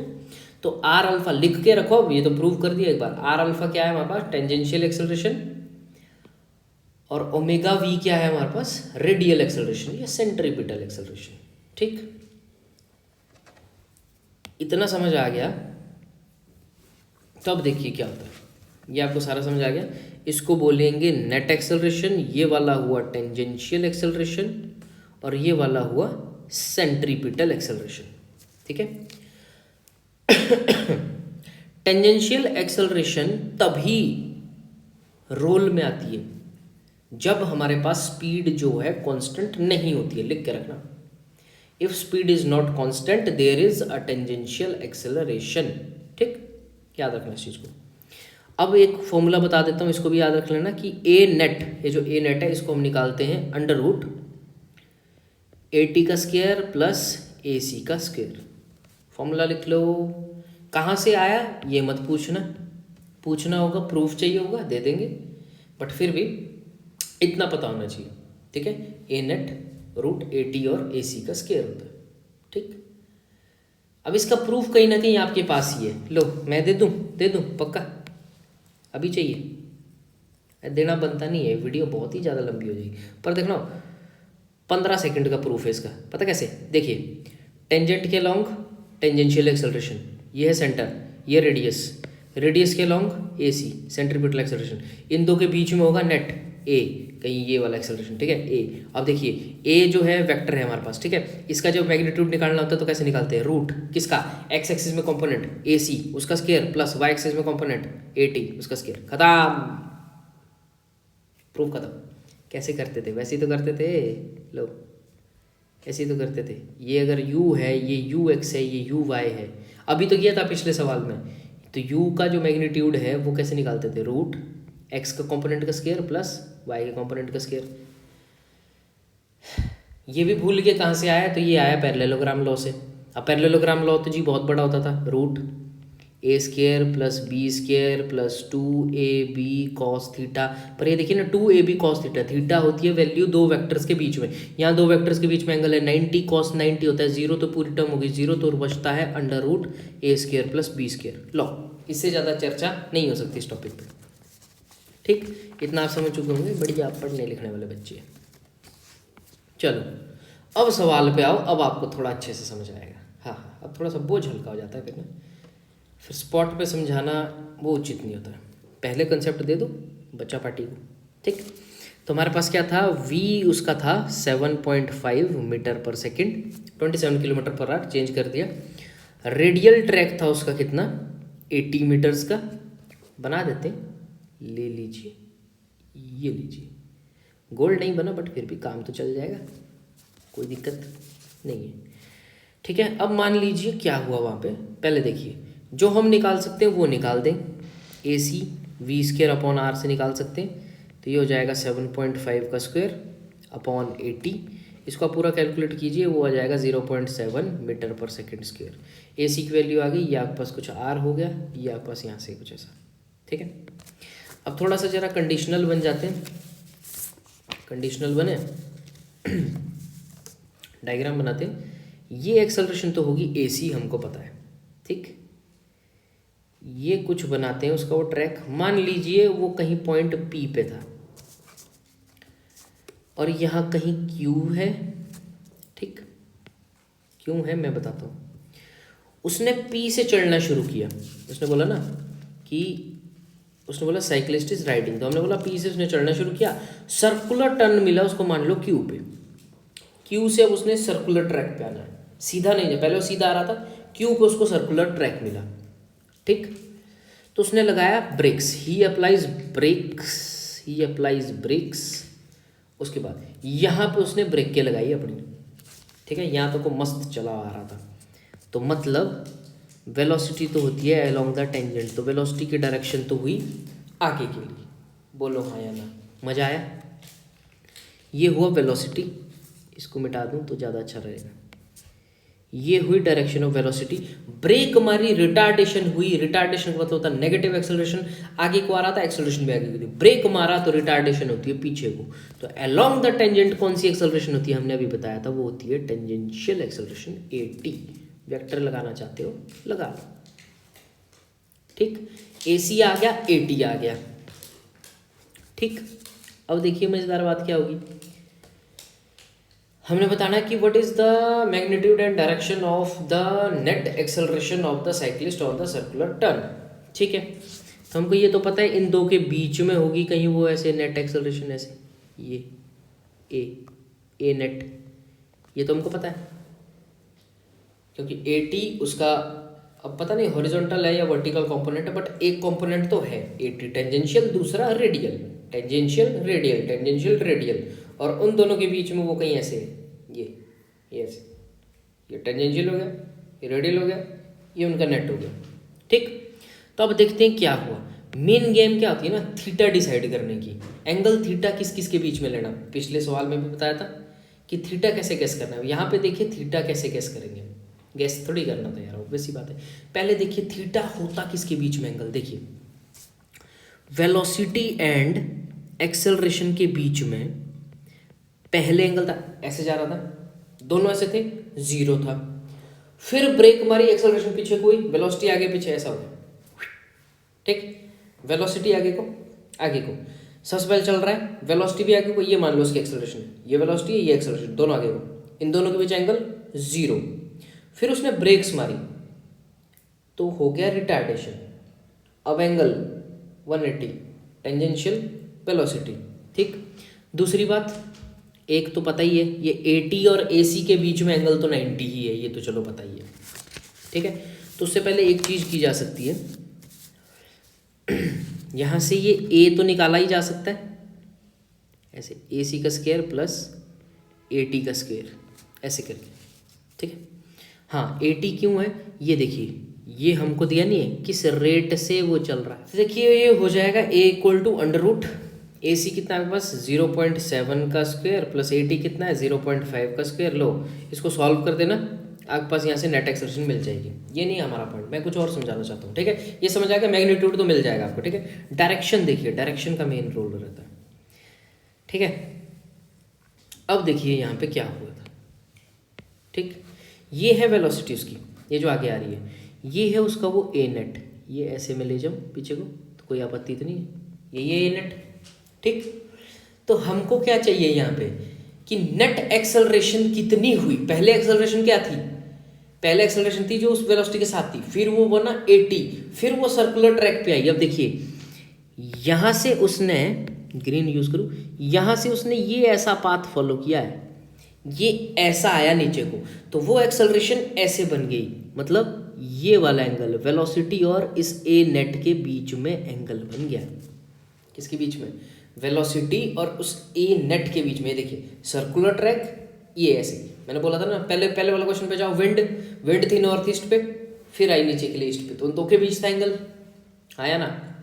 यहाँ पे देखिए वेलोसिटी और एक्सेलरेशन के बीच में पहले एंगल 0 डिग्री, बाद में बना वो टेंजेंशियल, अब आए सर्कुलर ट्रैक की वजह से A नेट कितना हो गया, AT से A नेट में, क्योंकि पहले एक्सेलरेशन कौन सी थी AT, सर्कुलर ट्रैक में आने की वजह से दोनों के कंपोनेंट मिल गए, सर्कुलर ट्रैक में आने की वजह से एक्सेलरेशन, रेडियल एक्सेलरेशन भी वहां पे लग गई, तो उन दोनों के बीच में कंपोनेंट हो गया A नेट। तो कहां से कहां के लिए एक्सेलरेशन शिफ्ट हुआ, AT से A नेट पे, हाँ या ना। देखिए यार ऐसे कंसेप्ट से चलोगे कोई नहीं हरा सकता फिजिक्स में, कोई नहीं। AT से A नेट पे, AT से A नेट पे, और दूसरे तरीके से समझा दिया A नेट और वेलोसिटी के बीच में एंगल, दोनों सेम ही होंगे, तो ये वाला हो गया वो एंगल थीटा। अरे अब तो गेम ही खत्म हो गई इससे, टेन थीटा। अब देखिए टेन थीटा, ये वाला एंगल थीटा हुआ, इसको मैं ऐसे ज्वाइन कर दूं, अगर ऐसे ज्वाइन कर दूं, ये नीचे वाला AC है तो ऊपर वाला भी AC हो जाएगा, थीटा है सामने वाला P हो जाएगा, ये वाला बेस हो जाएगा, ये वाला परपेंडिकुलर, थीटा के सामने वाला एंगल परपेंडिकुलर होता है, नीचे वाला AC तो ऊपर वाला भी AC होगा, साइड वाला AT है, परपेंडिकुलर अपॉन बेस, तो परपेंडिकुलर अपॉन बेस हो जाएगा यहाँ पे AC अपॉन AT, तो ये हो जाएगा 0.7 अपॉन 0.5, ये आ जाएगा 1.4, तो थीटा की वैल्यू आ जाएगी tan इनवर्स 1.4, तो थीटा की वैल्यू आ जाएगी 54 डिग्री 27 मिनट्स। वाह, ये मिनट्स क्या होता है, ट्रिग्नोमेट्री वाली वीडियो देख लो, ये पता लग जाएगा। डिग्रीज में पूरा कन्वर्ट करके दो तो 54.46, यहाँ पर डिग्री नहीं लगेगी, यहाँ पर ये मिनट्स क्या होता है, इसके बाद सेकंड्स भी होता है, कुछ ऐसा भी मिलेगा आपको, 46 डिग्री 27 मिनट 47 सेकंड्स, ऐसे भी होते हैं एंगल्स। अब ये मिनट और सेकंड क्या होता है, ये मेरी ट्रिग्नोमेट्री वाली वीडियो में देख सकते हैं आप, ठीक है। बाकी ये देखिए थीटा की वैल्यू कितनी आ गई 54.46 डिग्री, तो सर्कुलर टर्न पे हमको मिल गया नेट एक्सेलरेशन का magnitude as well as direction. अच्छा सवाल था, बहुत ही अच्छा सवाल। ये है कुछ कि an aircraft is flying at the height of 3400 metre above the ground, if the angle subtended at ground observation point by the aircraft position 10 second apart is 30 degree, what is the speed of the aircraft? wow wow, हमने बोला कि कितने ऊपर वो उड़ रहा है, height of aircraft from ground. ये सवाल ना मैं दो तरीके से बताऊंगा करके, फिर मजा आएगा, देखो कैसे दिमाग में बन रहा है अभी, देखो कैसे कि aircraft is flying at the height of 34 metre above the ground, if the angle subtended at a ground observation point, मान लो ये है वो कहीं पॉइंट और ऊपर उड़ रहा है एयरक्राफ्ट, जाने लो, ठीक। एंगल सबटेंडेड नीचे, if the angle subtended at the ground observation point by aircraft position 10 seconds apart, 10 second बाद। मतलब मान लो उसने चलना कहीं यहाँ से शुरू किया, 10 सेकेंड बाद वो कहीं यहाँ पे पहुँचा, तो 10 सेकेंड बाद जो ऑब्जर्वेशन पॉइंट से उसने एंगल बनाया वो एंगल था 30 डिग्री। ये बोलना चाह रहा है क्वेश्चन, ये तो काम आएगा। 3400 मीटर्स अबव द ग्राउंड, ये आपके पास ग्राउंड, यहाँ से कुछ 3400 मीटर ऊपर है वो, ठीक। तो ऐसे बोल रहा है, 2 पॉइंट्स बता दो, जैसे ए बी दे दो नाम, कुछ नामकरण कर दो, ठीक।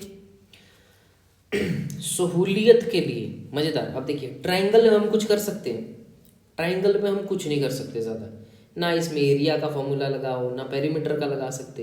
लगाने के लिए लगा दो, पर ज़्यादा इजी क्या हो जाता है, अगर मैं इनको बिल्कुल बीच से काट दूँ ना, अगर मैं बोला 10 सेकंड की, 10 सेकंड की जर्नी थी, 5 सेकंड की साइड रख दी, 5 सेकंड की साइड रख दी बीच में, तो ये एक एंगल सबटेंड कितना हो गया, 15 डिग्री। बोलो हाँ या ना।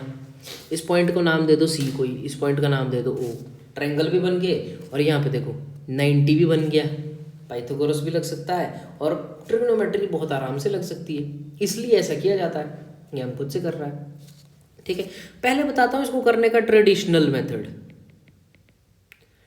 ट्रेडिशनल मेथड क्या बोलता है इसको करने का, कि यहाँ से मेरे को दिख रहा है, यहाँ से कि देखिए ये वाला जो 34 है, ये वाला जो 3400 है, ये भी 3400 ही होगा, ये वही तो लाइन खींचिए 3400 वाली तो खींचिए, तो मतलब ये वाला भी है हमारे पास 3400 मीटर, ठीक। तो हमारे पास ये बोल रहा है कि अब देखिए ऊपर वाला है हमारे पास ए सी, और ये वाला है एक परपेंडिकुलर, एक ये निकालने के लिए देखिए कैसे, यहाँ से अगर हम 10 15 निकालें, 15 ट्रायंगल की बात करें, हम ए सी ओ ट्रायंगल की बात करें, ट्रेडिशनल तरीका बता रहा हूँ, ठीक है। 10 15 क्यों बोल रहा हूँ मैं, क्योंकि आपने एप्लीकेशन ऑफ ट्रिग्नोमेट्री में पढ़ा था कि अगर एक साइड गिवन हो, एक एंगल गिवन हो, और एक और साइड निकालनी हो तो निकाल सकते हैं। स्पीड फाइंड आउट करने के लिए पता तो होना चाहिए दूरी कितनी है, टाइम तो दे दिया उसने, दूरी बताओ हमारे को कि ए से बी तक दूरी कितनी है, टाइम हमारे पास है, स्पीड हम खट करके बता देंगे। दूरी निकालने की ट्राई करें तो यहाँ से ए सी निकालते हैं, उधर से कुछ निकालते हैं, देखते हैं क्या बनता है। हाँ 10 15 हो जाएगा हमारे पास ए सी अपॉन ओ सी। अब देखिए यहाँ पे हमारे पास ए सी की वैल्यू आ जाएगी ओ सी 10 15 डिग्री, ठीक। अब देखिए ये जो 2 ट्रायंगल है हमारे पास, triangle A C O and triangle B C O, देखने से भी लग रहा है, और एक साइड और एक एंगल कॉमन होने के कारण, एक दोनों एंगल 15 के और एक साइड बीच में जो सी ओ या ओ सी है वो कॉमन है, तो इन दोनों ट्रायंगल को बोल सकते हैं हम सिमिलर। बोलो आया ना। दोनों ट्रायंगल सिमिलर है तो उसकी वजह से हम क्या बोल सकते हैं, एक मज़ेदार चीज़ बोल सकते हैं, कौन सी, कि उनकी साइड लेंथ्स भी बराबर होगी, मतलब ए सी बराबर हो जाएगी सी बी के। बोलो आया ना। तो अगर हम बोलें कि A B equal to A C plus C B है, ठीक, और ए बी ही हम निकाल रहे हैं, यहाँ पे ए सी हमने निकाला हुआ है, ये सी भी उसके बराबर है, तो ये हो जाएगा ए सी प्लस ए सी, ये हो जाएगा 2AC, तो ये 2 इंटू ओ सी 10 15 डिग्री, ए सी की वैल्यू यहाँ डाल दी। इतना किया जा सकता है। अब देखिए ओ सी, क्यों, ओ सी की वैल्यू गिवन है, ओ सी की वैल्यू है 3400, तो 2 इंटू 3400 इंटू 10 15 डिग्री, ये हो जाएगा हमारे पास 4 दूनी 8 6800 इंटू 10 15 की वैल्यू आपके पास 0.268, ये आपके पास आ गया 1822.4 मीटर्स आ गया। एक बार आपका पूरा डिस्टेंस आ गया, ए बी डिस्टेंस आ गया, अरे यार मिटता ही नहीं है, ए बी डिस्टेंस अगर आपके पास एक बार आ गया तब देखिए क्या आ गया, ज़िंदगी नहीं बन गई आपकी अगर ए बी आपके पास आ गया। ए बी की वैल्यू मिल गई आपको 1822.4 मीटर्स आ गया। तो टाइम तो उसने दिया ही था आपको 10 सेकेंड, तो स्पीड तो निकल ही जाएगी 1822.4 अपॉन 10, ये आ गया 182.24 मीटर्स। खत्म। ये था ट्रेडिशनल तरीका, मतलब मान के चलो इसको 183 मीटर पर सेकंड लिख दो भाई, पर सेकंड, स्पीड की बात हो रही, ठीक है। अब देखिए एक बहुत शानदार तरीका, कॉम्पिटिटिव एग्जाम में बैठ रहे हो ना, तो खोपड़ी हर साइड से खुली होनी चाहिए। देखिए इतने में करके दिखाते हैं आपके सवाल को। जब उसने स्टार्टिंग में बोली ना एक बात, ये देखिए ये आंसर हम यहीं पे रखते हैं, ये आंसर हम नहीं मिटाएंगे, ठीक है। स्टार्टिंग में उसने एक बात बोली आपको, उसको क्या करो, थिंक थिंक एंड थिंक, सोचो क्या। उसने बोला कि 10 सेकंड बाद कितना होगा, ठीक है। खुद उसकी स्पीड कितनी है v, उसने निकालनी है अपनी स्पीड v, ठीक है। तो हम मान के चलते हैं उसकी स्पीड कितनी है v, टाइम कितना लग रहा है उसको, टाइम लग रहा है उसको 10 सेकंड लगा। Speed equal to distance upon time, अब डिस्टेंस मैंने ऐसे डिनोट किया, ये कॉमन सेंस होनी चाहिए और इतना इतना पता ही होता है, ठीक है। तो यहाँ से हम s निकाल नहीं सकते, vt, s इक्वल टू अगर vt हो गया, t तो गिवन है, वो हो गया 10v, हो गया 10v।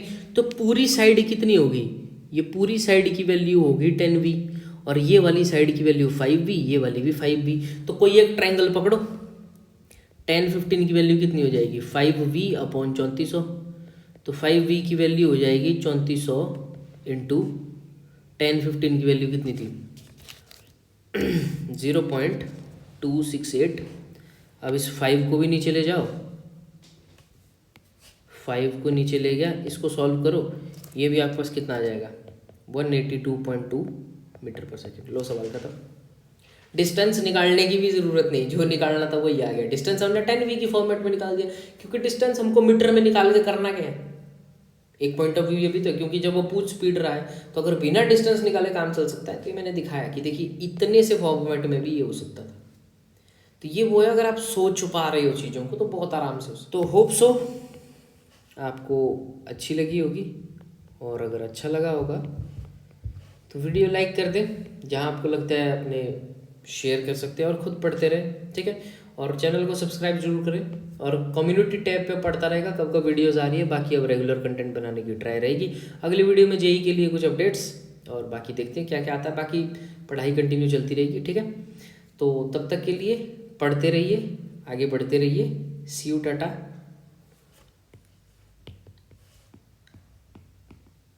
Bye bye.